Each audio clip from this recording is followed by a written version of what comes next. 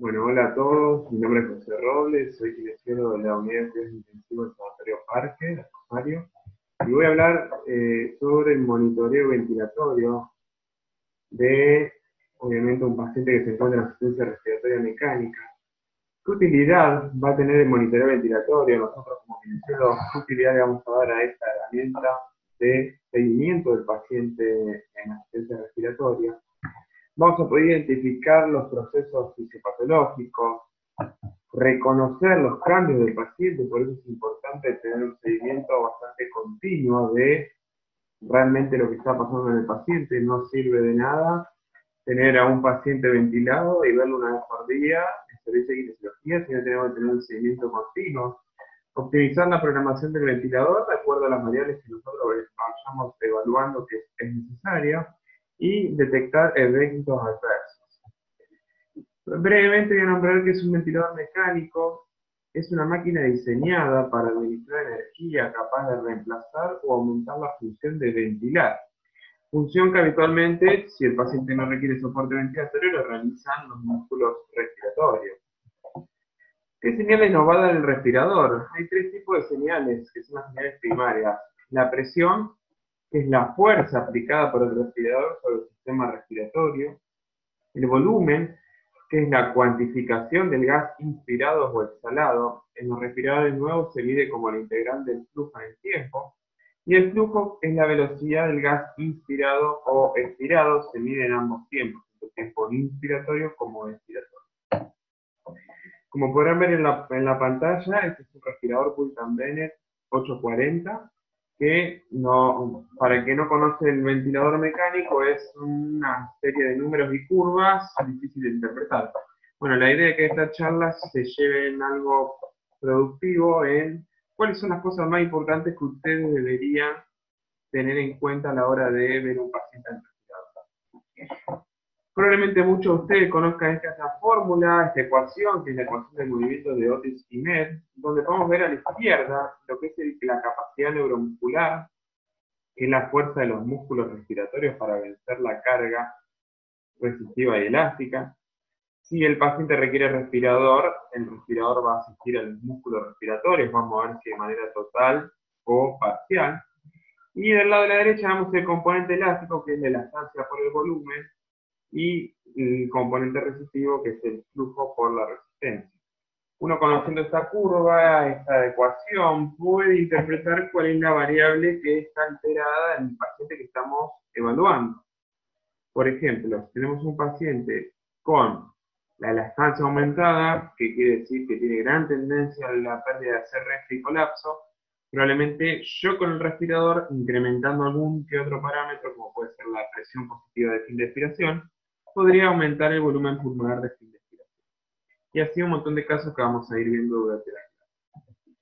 Este es un trabajo publicado en el año 2011 en la revista de Medicina Intensiva por un grupo de médicos de acá, de Argentina, de España, liderado por el doctor Murias de Buenos Aires, donde habla de la interpretación de la curva del respirador en pacientes con falla respiratoria aguda, donde acá nos muestra lo mismo que mostré anteriormente, la ecuación del movimiento observada desde un enfoque del paciente ventilado. Es una curva de presión en tiempo que nos va a marcar el respirador, donde podemos ver el nivel de pi entre las variables de fase y la variable de base. La presión pico, que es la máxima presión al final de la inspiración. Toda esta etapa es fase expiratoria, comienza la inspiración, monitorizamos la máxima presión que ejerce el sistema respiratorio.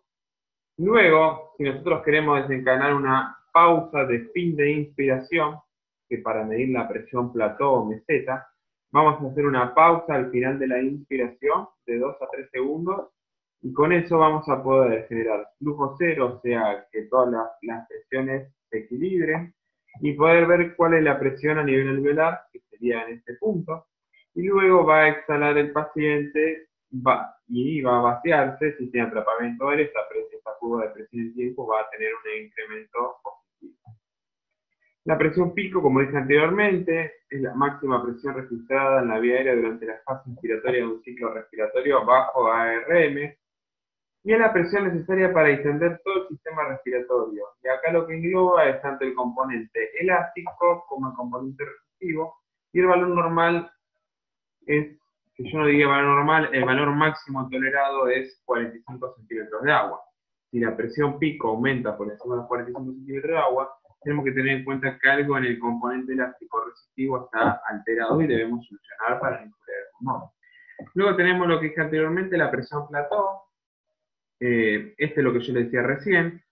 Curva de flujo basada en tiempo, volumen basada en tiempo y presión basada en tiempo.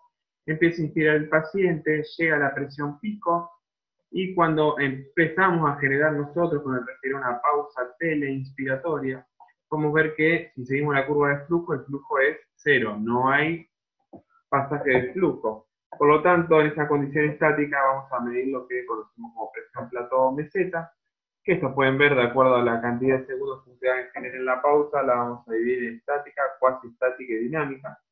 Y el valor normal de la presión plató o meseta debería ser menor a 28 o 30 centímetros de agua. Si el valor de presión meseta está por encima de estos números de referencia, quiere decir que a nivel alveolar hay un exceso de presión. Esta es una imagen de un respirador de Pulse también en 980, donde hicimos una pausa de fin de inspiración, que es esta línea pintada en blanco, donde el equipo, perdón, nos va a hacer la pausa de fin de inspiración y nos va a marcar cuál es el valor de la presión plató. Luego hay otra variable que toma en cuenta la variable de PIP y la plató, que es el delta P, que es la presión de conducción. Con esto quiero que se quede que los pacientes deberían tener un delta P menor a 15 centímetros de agua, donde habla que no hay gran presión de conducción y no es injuriante. Después hay otra variable que se llama presión media en la vía aérea, y es la presión promedio que hay en la vía aérea durante un periodo ventilatorio. La presión en vía aérea, en realidad, uno puede tomar como valor normal entre 10 y 25 centímetros de agua. Esto no es lo más importante, sino saber que si nosotros tenemos pacientes con pérdida de capacidad de resolver funcional, que por ende van a tener caída en la oxigenación, uno lo que tiene que hacer con cambio de parámetros del respirador es tratar de aumentar la presión media en la vía aérea. ¿Cómo la vamos a aumentar? Por ejemplo, en el gráfico de arriba podemos ver que al incrementar el nivel de PIC, de presión positiva de fin de expiración, hay un aumento de la presión media. Si aumentamos el tiempo inspiratorio, probablemente generemos también mayor presión media. Por lo tanto, nuestro objetivo va a ser mayormente con más volumen pulmonar, con más PIB, con más tiempo inspiratorio, generamos mayor presión media con una mejoría en la CRF y oxígeno. La compliance del sistema respiratorio. Bueno, esta es una variable que vamos a monitorizar, donde podemos ver qué es la relación entre el cambio de volumen y el cambio de presión en el sistema respiratorio. A grandes rasgos, cuál es la capacidad de distensión del sistema respiratorio. Vamos a evaluar dos tipos de compliance. La compliance estática, que va a englobar lo que es la presión plató que nombramos anteriormente, que es el flujo cero, y la compliance dinámica, que va a englobar la presión pico, la presión dinámica, que nombramos anteriormente. Entonces yo conozco el volumen con el cual lo estoy ventilando, conozco el nivel de presión plató, conozco el nivel de PIB total que tiene mi paciente, y ahí voy a poder calcular tanto la compliance estática y la compliance dinámica, y el valor normal va a ser de entre 50 y 100 mililitros por centímetro de agua. Los equipos actuales miden flujo de diferentes maneras, pero mayormente se mide por un sensor proximal en la Y o en la rama expiratoria, que es lo más frecuente en los respiradores microprocesados, y nos van a dar la señal de qué está pasando con el flujo de gas inspirado y expirado. En presión control, el flujo es variable porque nosotros ponemos una presión fija en el sistema, por lo tanto el flujo va a ser variable. Va a depender de la impedancia del sistema respiratorio. Yo tengo una presión fija, vamos a dar un ejemplo muy básico, 10 centímetros de agua, con esos 10 centímetros de agua se moviliza un volumen corriente de 450 mililitros. Yo al paciente lo lleno de secreciones, con esos 10 centímetros de agua, probablemente al tener aumentada la resistencia por las secreciones, el volumen corriente baje. Por ende hay más riesgo de hipoventilación. Por eso en presión control el flujo es variable. Así que es lo más importante que tenemos que tener en cuenta en el modo presión control, que el flujo es la variable que vamos a tener que monitorizar nosotros. Esta es una curva de flujo en tiempo con dos cambios, como ver la curva de arriba, que a medida que se aumenta la resistencia, la curva de flujo inspiratorio se va a acostar, se va a aplastar porque tiene más resistencia. Y en la curva de compliance cada vez va a ser más chiquita a medida que la compliance caiga. Es una curva de arriba, es una curva de flujo inspiratorio normal. Si tenemos un pulmón lleno de líquido, probablemente la compliance baje y la curva se vaya achicando, o en un paciente obeso con una estrategia respiratoria inadecuada. También tenemos una variable que se llama resistencia al sistema respiratorio, que son las fuerzas friccionales que se oponen al movimiento de un flujo de gas. A grandes rasgos, la relación que hay entre la presión de movimiento de un gas y la velocidad. Cuanto más resistencia tengo, va a generar probablemente, por ejemplo, un modo por presión, más caída del flujo, por lo tanto va a entrar menos cantidad de aire. Entonces la resistencia la vamos a medir por un gradiente de presión sobre flujo. Y va a ser la unidad en centímetros de agua a litro segundo. Tenemos dos tipos de resistencia. La resistencia inicial, que la vamos a medir con el valor de presión pico, que sería este que está acá arriba, o presión máxima, menos la P1, que es una presión de apertura, de caída de la presión, sobre el flujo inspiratorio, que va a ser la variable que vamos a setear nosotros. Después tenemos la resistencia máxima, que es el delta entre la presión pico y la presión plató, sobre el flujo inspiratorio, y esta debería ser menor a 10 centímetros de agua al litro segundo. Eso es, perdón, medido en la fase inspiratoria, ¿no? Si yo quiero medir en la fase expiratoria, vamos a medir lo que conocemos como resistencia expiratoria. Y es la resultante del delta de presión entre la presión plató y la PIP sobre, en este momento, lo que pasa en el flujo expiratorio. Que siempre el pico flujo expiratorio sería, por ejemplo, en este punto de esta curva y en este punto de esta curva. Este es un paciente con obstrucción del flujo aéreo, se le hizo un tratamiento broncodilatador y el pico flujo expiratorio es más larguito porque aumentó después del tratamiento broncodilatador. En volumen control vamos a poder medir con onda de flujo cuadrática el delta pico plató. Si yo mido la máxima presión en el sistema y mido la presión plató con pausa de fin de inspiración, cuanto más diferencia haya entre la presión pico y la presión plató, como en este caso, que es un delta normal, y a medida que va incrementándose la resistencia baja, resistencia media, resistencia alta, lo pueden ver por el pico flujo expiratorio. Fíjense que acá no hay nada de resistencia, el pico flujo expiratorio es normal.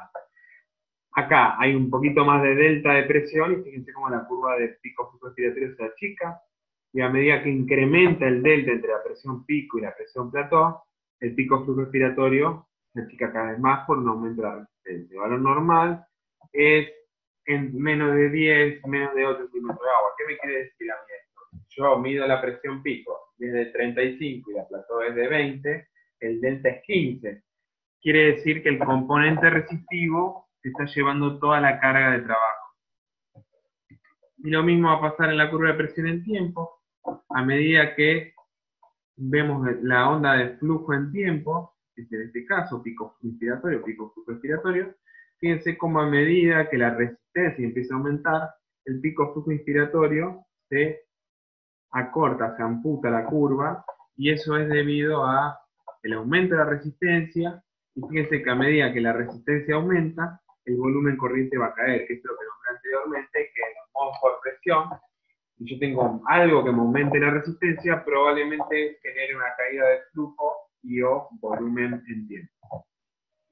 Otra variable que podemos medir, que lo van a ver probablemente más adelante, es las constantes de tiempo, que lo que determina la velocidad del cambio de volumen en estas unidades alveolares durante la inflación o deflación pasiva. Esto hay un cálculo para calcular las constantes de tiempo, que es compliance por resistencia. Y después una variable que también van a monitorizar, que es el autopip, es una variable que mayormente lo vamos a ver en los pacientes obstructivos. También hay algunas estrategias ventilatorias inadecuadas que pueden tener autopip, y es la cantidad de presión positiva que queda al final de la expiración sumada al nivel de PIP, Esto va a tener gran impacto en los pacientes con EPOC. Fíjense en la curva de volumen en tiempo. Podemos ver que esta es una curva de un paciente normal o un paciente con estrés respiratorio. Me puede ver que el paciente inspira, exhala, pero en cada ciclo respiratorio llega a la línea de cero, ¿no? O sea, se infla y se logra desinflar. Sin embargo, la curva de arriba es un paciente obstructivo, donde podemos ver que el paciente insufla el aire, larga lentamente el aire, y no logra llegar a cero. En el próximo ciclo, vuelve a insuflar el aire, lo larga muy lentamente, comparen esta curva con esta curva, en la deflación es mucho más lenta, y no llega a cero, y a medida que va ganando ciclos respiratorios, crea más atrapamiento aéreo y más espacio muerto. Hay dos formas de medir el autopip. Una es una medición estática y otra una medición dinámica. Creo que con eso por ahora lo tienen que tener en cuenta, no vamos a entrar en más detalle. Y en la curva de flujo es en la curva que ustedes van a poder evaluar el autopip, donde podemos ver en esta curva de flujo en tiempo, fíjense cómo, vamos a empezar por la de la derecha, este es el pico flujo inspiratorio, ¿no? El paciente empieza a exhalar el aire, larga el aire, y vuelve a iniciar la nueva inspiración desde la línea de cero, ¿no? Si vamos a la curva de la izquierda, podemos ver que está exhalando el aire y no logra vaciarse de manera completa y comienza el próximo ciclo inspiratorio sin llegar a la línea de cero. Es una forma subjetiva de poder decir que el paciente, observando la curva de flujo en tiempo, tiene autopip o no. Después hay maniobras más objetivas. Otra variable que pueden monitorizar ustedes puede ser en la curva de volumen en tiempo. Esta curva tampoco llega a cero, ¿no? Larga el aire y no logra llegar a cero. Esto es por fuga de aire, puede ser porque el manguito del aparato esté desinflado, que el paciente tenga una fístula broncopulmonar. Bueno, hay varias variables que pueden generar esa imagen característica de fuga. Por último, para terminar, ¿cuáles son las conclusiones? Que debemos conocer los equipos disponibles para realizar mediciones. No olvidar de realizar las calibraciones porque nos pueden dar datos que no sean ciertos si no tiene un buen chequeo el equipo. Adecuadas técnicas de medición, saber interpretar los resultados. Interpretar los gráficos del respirador es importante y lo más fundamental es si observamos que hay algo que está fallando o hay algo que podemos mejorar en la ventilación mecánica de nuestro paciente, accionar según lo observado. Seguimos el trabajo en el foro. Muchas gracias a todos y nos vemos en el foro.